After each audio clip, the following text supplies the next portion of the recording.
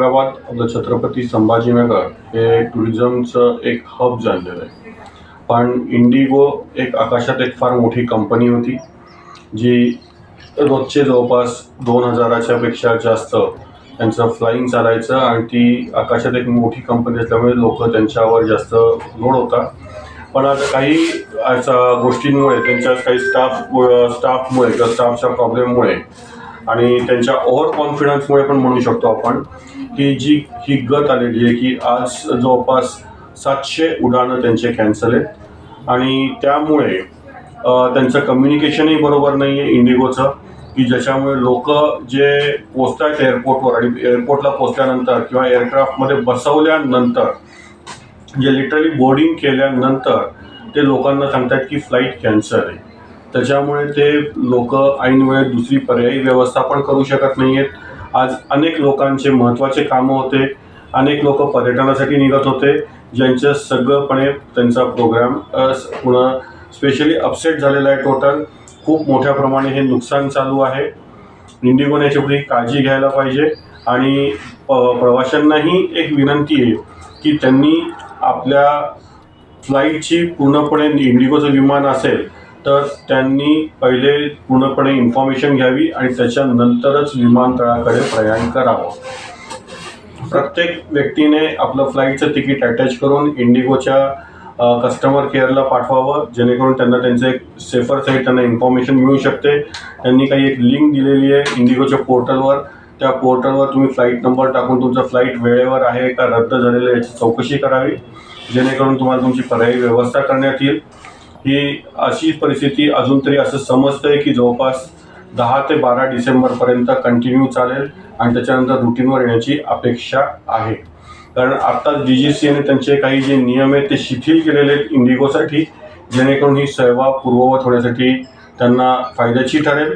पण आता ते कितपत स्वतःहून मनावर घेऊन हे काम करतात आणि लोकांच्या जनतेच्या हितासाठी किती काम करतात ते आता बघणं जरुरी आहे. हे देशांतर्गत का देशामध्ये जे सर यांचे पूर्ण फ्लाईट देशाच्या बाहेरचे इंटरनॅशनल डोमेस्टिक सगळे फ्लाईट्स हे त्यांचे कॅन्सल आहेत आणि असं समजल्या जात आहे की पुढील 3 दिवस एकही इंडिगोचं फ्लाईट उड्डाण घेणार नाही आहे. ही एक बातमी कळालेली आहे, पण त्याच्यावर तर इंडिगोचं काय उत्तर येतं आहे किंवा त्यांची काय प्रतिक्रिया आहे हे आता थोडंसं वाट बघल्यावर कळेल की खरीच ही बातमी खरी आहे का काही थोडेफार उड्डाणं करणार आहेत आणि हे करणार आहेत. कारण आज दिल्लीहून जवळपास सगळेच विमान त्यांनी दिल्लीहून निघणारे कॅन्सल केलेले आहेत, कारण त्यांच्याकडे स्टाफची आणि पायलटची क्रूची त्यांच्याकडे खूप पर्यायी व्यवस्था नाही आहे, शॉर्टेज आहे, त्याच्यामुळे ही कंडिशन येते. सर प्रवाशावर याचा काय परिणाम होऊ शकतो? जे प्रवासी आहेत त्याच्यावर प्रवाशांचं इतकं आर्थिक नुकसान चालू आहे की जे लोक पर्यटनाला निघालेले आहेत, काहींच्या अर्जंट मिटिंग्ज आहेत, जे कॉर्पोरेट क्लायंटचे ज्यांच्या अर्जंट मिटिंग्ज आहेत तर त्यांना वेळेवर पोहोचणं शक्य होत नाहीये. आज अनेक पर्यटक एअरपोर्टला पोहोचत आहेत आणि त्यांनी पुढचं हॉटेलचं बुकिंग त्यांनी केलेलं आहे, हॉटेलचं बुकिंग, पुढच्या गाड्यांचं बुकिंग केलेलं आहे, त्याची बाकीची व्यवस्था झालेली आहे, त्याचे पैसे पे केलेले आहेत आणि हे विमानतळावर बोलवत आहेत आणि विमानातही बसवत आहेत आणि नंतर 3-3, 4-4 तास विमान बसवल्यानंतर सांगतात की आमच्याकडे पायलट नाही आहे, त्याच्यामुळे हे फ्लाईट रद्द आहे. आता अशाच पर्यटकांनी काय करावं, ही नुकसान भरपाई त्यांची कोण देणार आहे हे आता आम्ही पण आमच्या असोसिएशन मार्फत, ट्रॅव्हल असोसिएशन ऑफ औरंगाबादच्या मार्फत आम्ही टुरिझम मंत्रालयाला पाठवतोय की बाबा याच्यावर इंडिगोला आपण एक टाकून की बाबा ज्या ज्या लोकांचं आर्थिक नुकसान झालेलं आहे त्यांना भरपाई द्यावी आणि जर हे नुकसान टाळायचं असेल तर इंडिगोने पुढील 8-10 दिवसाचं शेड्यूल लोकांना कळवावं की फ्लाईट जाणार आहे, लेट जाणार आहे का रद्द होणार आहे. जर तसं असेल 8-10 दिवसानंतर तर त्यांना त्याची पर्यायी व्यवस्था करायला फार सोपं होऊन जाईल. तर याच्यामध्ये किती प्रवाशांना फटका बसलाय असं? सर रोजचे जवळपास 3,80,000 लोक इंडिगो उडवतं. हे त्यांच्या CEO बोलण्यावर त्यांनी सांगितलेलं की आम्ही रोज 3,80,000 लोक उडवतो, याच्यातले पर्यटक, कॉर्पोरेट्स वगैरे जे सगळे धरून 3,80,000. तर गेल्या 4 दिवसापासूनचा विचार करा, 3,80,000 म्हणजे किती झाले पुढे.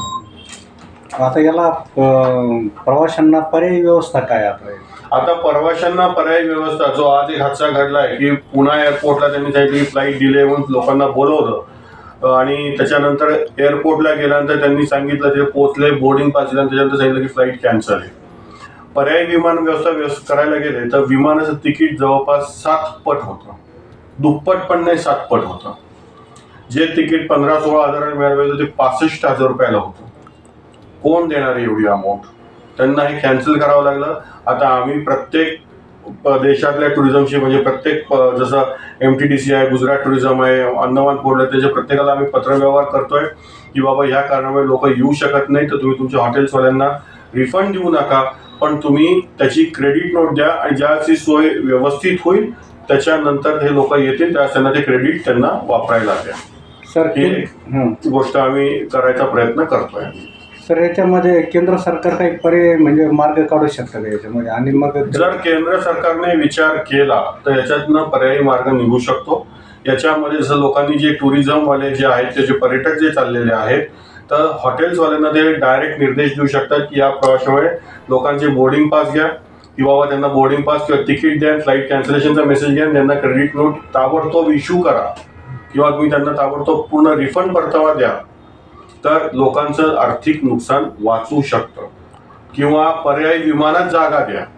ज्या विमानात या इंडिगोचं विमान कॅन्सल झालं त्याच्याबरोबर दुसरं विमान असेल तर त्या एअरलाईनला सांगा की बाबा ह्या माणसांना तुम्ही अकोमोडेट करा आणि तुम्ही तुमचा इंटरनल हिशोब सेटल करा, जेणेकरून त्यांचे प्रॉब्लेम्स म्हणजे त्यांचं आर्थिक नुकसान होणार नाही. सर केंद्र सरकार करू शकते. इंडिगोचे हे कशामुळं फ्लाईट बंद का करता येते? इंडिगोचा प्रॉब्लेम आता असा आहे जे समोर येते कारण की त्यांच्याकडे जे फ्लाईट्स आहेत त्यांचे मॅक्सिमम नाईट फ्लाईट्स वगैरे आहेत, ज्याच्यामध्ये त्यांनी DGCAने एक नवीन नियम काढलाय. या नियमामध्ये पायलटला पुरेशी पूर्णपणे विश्रांती मिळाली पाहिजे. त्याच्याबरोबर जो क्रू असतो म्हणजे जो विमानात एअर हॉस्टेस वगैरे जे असतात पर्सन्स वगैरे तर त्यांना पूर्णपणे विश्रांती मिळावी आणि तो वेळ त्यांनी थोडासा वाढवला आणि त्याच्यावर स्ट्रिक्ट ऑब्झर्वेशन चालू केलं.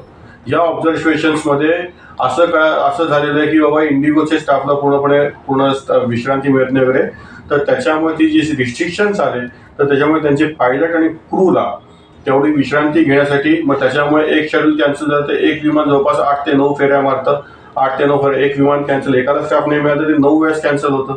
असे दिवसातून 20 विमानं कॅन्सल झाले तर 200 कॅन्सल त्यांची उड्डाणं कॅन्सल होत आहेत.